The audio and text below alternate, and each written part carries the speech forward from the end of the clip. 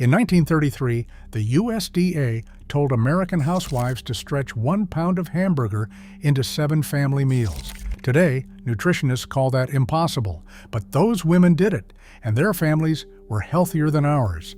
Number 14 on this list was discouraged by health departments in the 1940s, but researchers just confirmed it kills more bacteria than store-bought antiseptic. Number 3 creates a chemical reaction that modern baking equipment cannot duplicate. These 25 tricks kept millions alive when the banks collapsed and the crops turned to dust. Because here is the truth. If you knew what your great-grandmother knew, you would stop buying half the products in your grocery cart. Kraft hired psychologists. General Mills changed recipes. Whole industries were built on making us forget how to feed ourselves. Hit subscribe because what you are about to learn might change how you run your kitchen. Let us count them down. Number 25. Newspaper insulation for the icebox. Before electric refrigerators reached middle-class homes in the late 1940s, your great-grandmother kept food cold with a 50-pound block of ice in a wooden box. The iceman came twice a week, and every hour between deliveries cost money as that block slowly melted away. So she lined the interior walls with layers of old newspaper, 3 or 4 sheets thick, pressed flat against the wood. The newsprint created a dead air barrier that slowed heat transfer, sometimes extending the life of that ice block by a full day. A newspaper cost 2 cents. The ice block cost a quarter. Saving 1 delivery a week added up to real money when a factory worker brought home maybe $15. When Frigidaire started running advertisements mocking the old icebox as primitive, within a decade, the newspaper trick was forgotten. But the physics behind it, trapped air as insulation, is exactly how modern coolers work today. Number 24. The bacon grease jar. Every Depression kitchen had that tin can or mason jar sitting on the back of the stove, filled with strained bacon grease.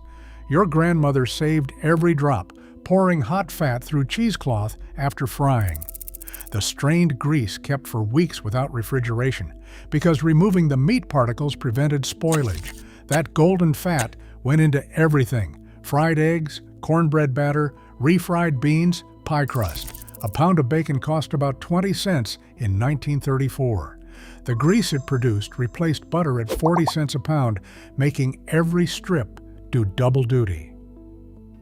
In the 1950s, the American Heart Association launched its campaign against animal fats.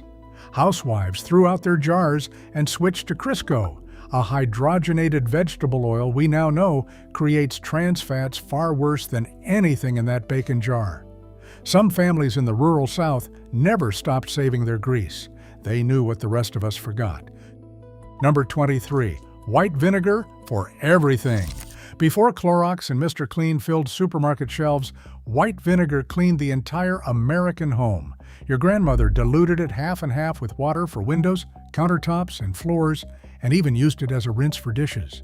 A gallon cost 10 cents during the Depression, and it replaced window cleaner, floor polish, and disinfectant all at once.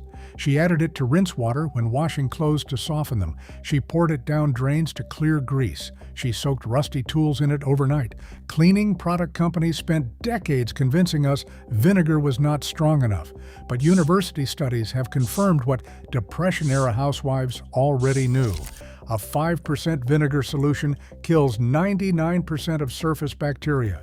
We traded a 10-cent gallon for a cabinet full of $12 bottles because the commercials told us to. Number 22. Flour sack dresses. When commercial flour came in cotton sacks, thrifty mothers noticed the fabric was sturdy enough to sew into clothing. By the early 1930s, flour companies caught on and started printing their sacks with colorful floral patterns, plaids, and stripes, knowing women would choose brands based on the fabric. A 49-pound sack cost $1.50, and the empty bag provided enough material for a child's dress or a set of kitchen towels. Mothers collected matching patterns across purchases, planning a dress weeks in advance. Children went to school in flour sack outfits, and the stitching was so careful that classmates never knew. When cheap ready-made clothing flooded department stores in the 1950s, flour companies stopped printing patterns, and the tradition died within a generation. The textile industry wanted you buying clothes, not making them. Number 21. Dandelion greens for supper. Before chemically treated lawns became the suburban ideal, your grandmother walked into the yard with a paring knife and harvested dandelion greens for the table. The young leaves, picked before the plant flowered, were tender and slightly bitter, perfect wilted in bacon grease with a splash of vinegar, or eaten raw in a salad with a hard-boiled egg. Dandelion greens contain more vitamin A than carrots and more calcium than milk, a complete free food that grows without planting, watering, or fertilizing.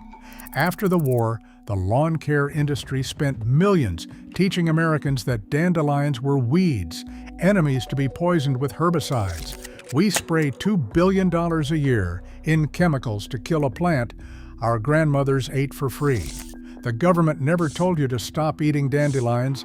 The companies selling you weed killer did. Number 20. Potato water for bread and gravy. When your grandmother boiled potatoes, she never poured that starchy water down the drain. She saved it in a jar and used it to make bread dough rise faster and bake softer. The starch fed the yeast, producing a lighter, more tender loaf than plain water ever could. That same potato water thickened gravy without needing extra flour or cornstarch. A splash into the roasting pan with the drippings, a quick stir over heat, and supper had gravy that tasted like it took an hour. A 5-pound bag of potatoes cost about 15 cents and could stretch across 5 meals. Using the cooking water meant extracting every last bit of utility from each potato. Modern recipes never mention this. We added steps and ingredients to replace something our grandmothers got for free just by not pouring it down the sink. Number 19. Cardboard shoe inserts. When shoe soles wore through, and during the Depression, they wore through fast because families often owned only one pair, your grandmother would cut a piece of cardboard from a cereal box and slip it inside the shoe. The cardboard covered the hole, kept out mud, and bought another few weeks before resoling. Resoling cost 50 cents at the cobbler.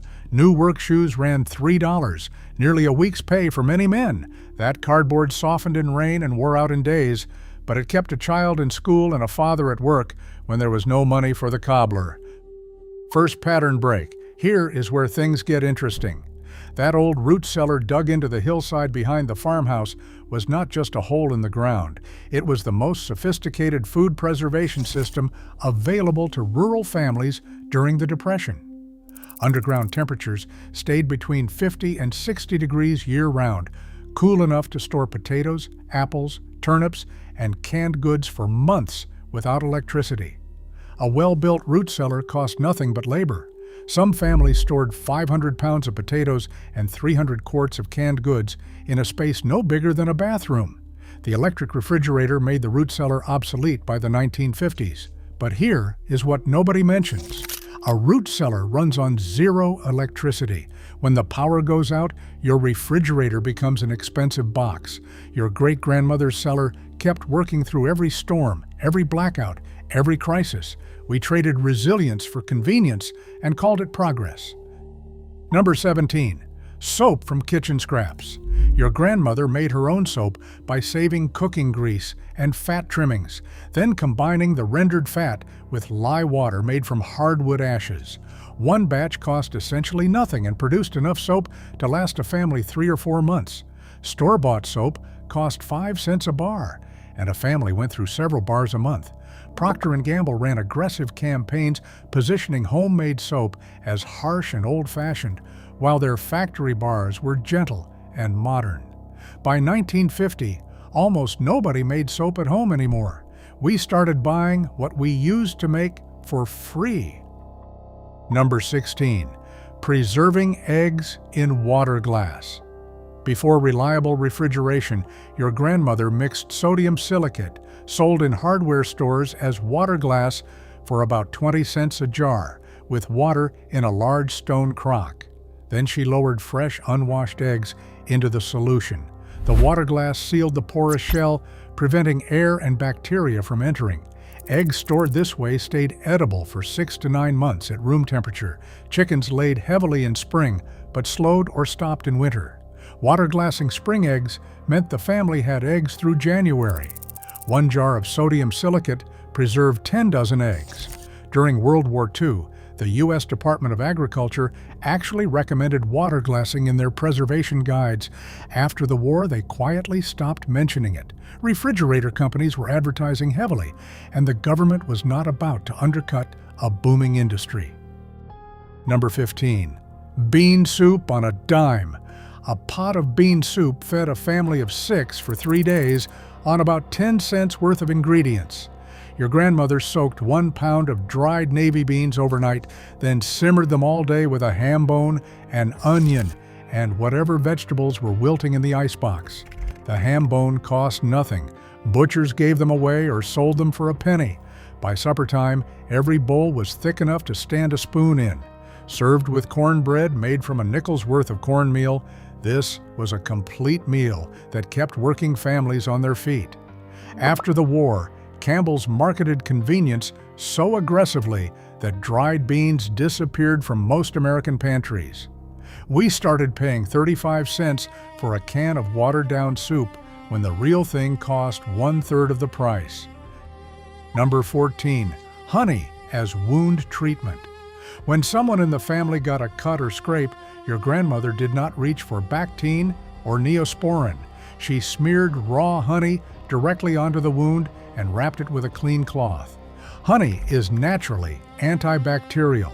Its low moisture content and acidic pH create an environment where bacteria simply cannot survive. During the Depression, a doctor's visit cost $2, more than many families earned in a day. A jar of honey from a neighbor's hive cost maybe 15 cents. Local health departments in several states discouraged the practice in the 1940s, calling it unsanitary folk medicine and pushing families toward commercial antiseptics. But in 2007, the FDA approved medical-grade honey for wound treatment. Hospitals now use it on burns and surgical wounds. She was not being superstitious. She was being smart. Number 13. Mending and patching everything. Your grandmother did not throw away a shirt because it had a hole. She patched it. She did not discard socks with worn heels. She darned them with a wooden egg and a needle, weaving new thread across the gap until the sock was whole again. A sewing kit cost a few cents. A darning egg was a nickel. Children wore patched overalls without shame because every family did the same. Mothers kept scrap fabric bins and mended by lamplight after the children were in bed. A man's work shirt might have 4 patches before it was finally retired as a cleaning rag. After the war, the clothing industry pushed disposable fashion. Mending became a sign of poverty rather than sense. Americans now throw away 85 pounds of textile waste per person per year. The industry that taught us to stop mending is the same industry now selling us sustainability at a premium. Second pattern break, controversy incoming. Here is where the food industry gets uncomfortable. During the Depression, families canned everything: tomatoes, green beans, peaches, jams, pickles, meat. A pressure canner cost about $4 and lasted decades. Mason jars cost a dime each and were reused year after year.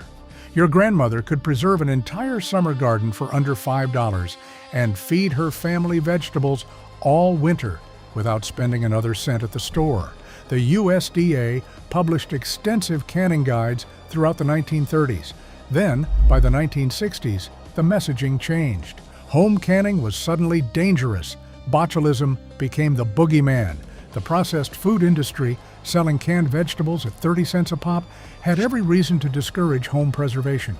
Properly done pressure canning is safe. The USDA's own data proves it. But the scare campaign worked. Whole generations stopped canning, and we started paying 300% markups for factory versions of the same food our grandmothers put up for pennies. Number 11. Brewing coffee grounds twice. Your grandfather did not throw out coffee grounds after one pot. He dried them on a baking sheet and brewed them again, sometimes mixing yesterday's grounds with a small scoop of fresh to stretch the supply. A pound of coffee cost about 25 cents, and a family might make it last 3 weeks with this method. The second brew was weaker, but it was still coffee. Beyond the pot, used grounds went into the garden as fertilizer and onto icy walkways for traction in winter.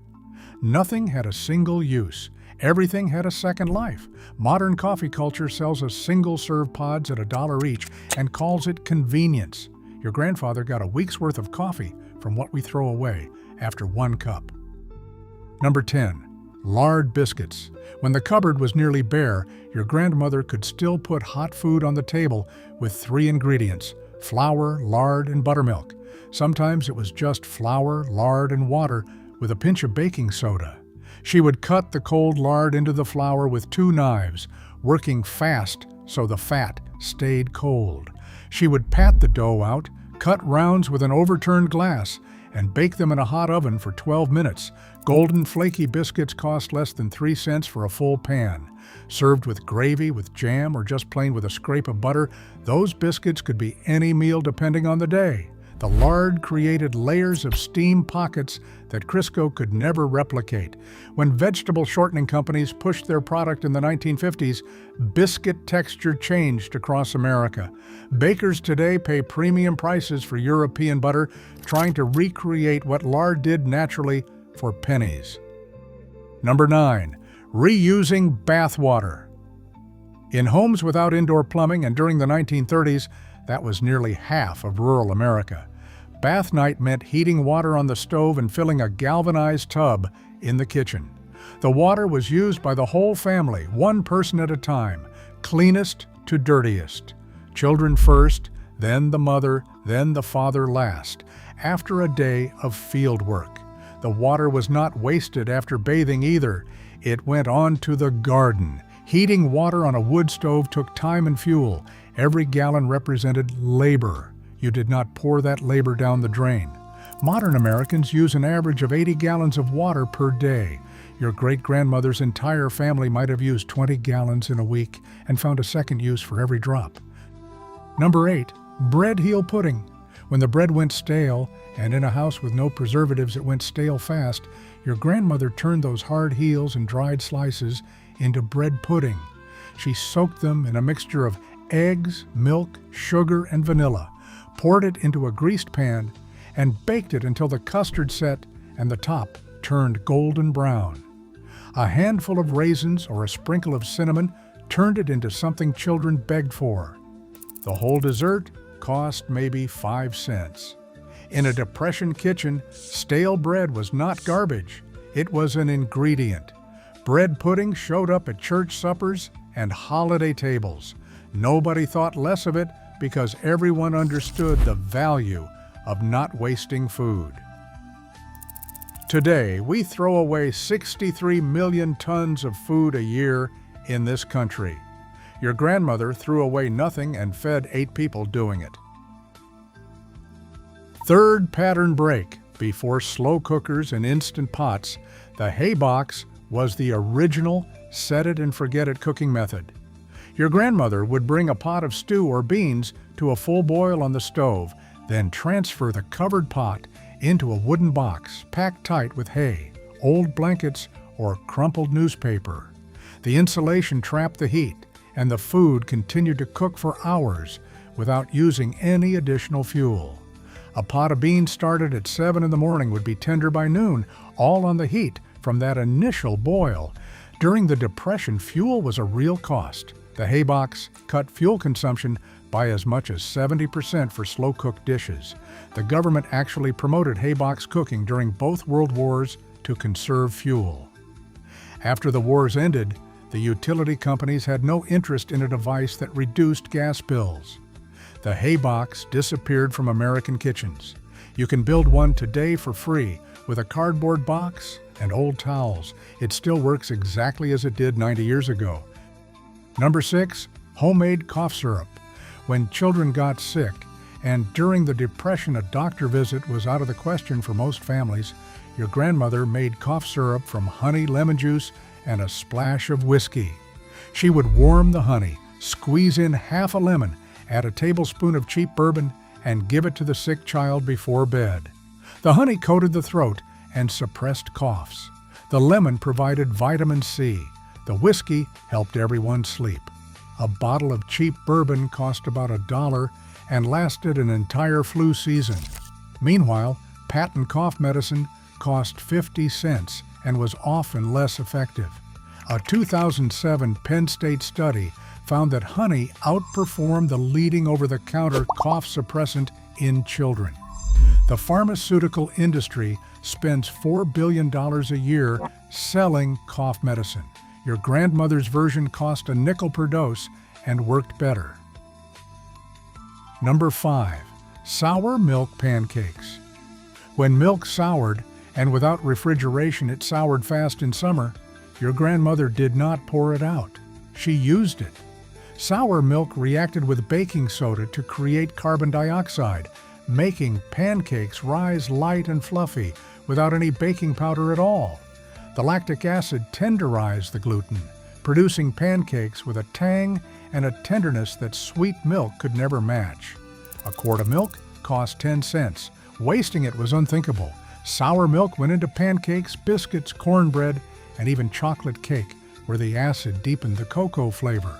Buttermilk, which we now pay a premium for at $4 a quart, is essentially what your grandmother's milk turned into naturally on the counter. We pay for what Depression cooks got for free by waiting a day. Number 4. Regrowing vegetables from scraps. Your grandmother did not buy green onions every week. She bought them once, used the tops, and planted the white root ends in a jar of water on the windowsill. Within days, new green shoots appeared. She did the same with celery bottoms, lettuce hearts, and potato eyes.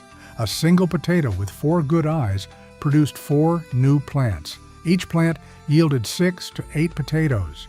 This was not gardening as a hobby. This was survival agriculture, practiced on kitchen counters and fire escapes across America. At its peak, 20 million victory gardens produced 40% of the nation's vegetables. After the war, the grocery industry lobbied hard to end the Victory Garden program. They wanted those customers back in the store. The USDA quietly defunded its garden efforts, and within a generation, most Americans forgot how to grow their own food. Number 3. Fizzy water cake. It sounds like something a child would invent, but mixing Coca-Cola or ginger ale into cake batter was a legitimate Depression-era baking technique. When your family was out of eggs and milk, your grandmother could still make cake by pouring a bottle of soda pop into dry cake mix and stirring. The carbonation bubbles acted as a raising agent, making the cake rise fluffy without eggs. Cola worked beautifully in chocolate cake, enhancing the color and adding depth. Lemon soda was perfect for yellow cake. The result was moist, tender, and always a hit at the church social. Here is the chemistry that scientists have since confirmed. The carbonic acid in the soda reacts with the baking soda in the mix, producing a lighter crumb structure than eggs alone create. Cake mix cost about 15 cents and a bottle of pop a nickel. Cake for 20 cents total.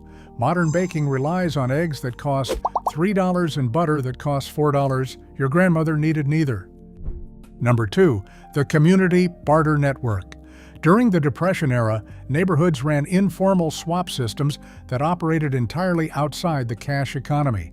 Your grandmother traded eggs for milk, a day's sewing for a bushel of apples, piano lessons for firewood. In some communities, these networks were formalized with scrip, locally printed currency that circulated among participating families. The government watched nervously.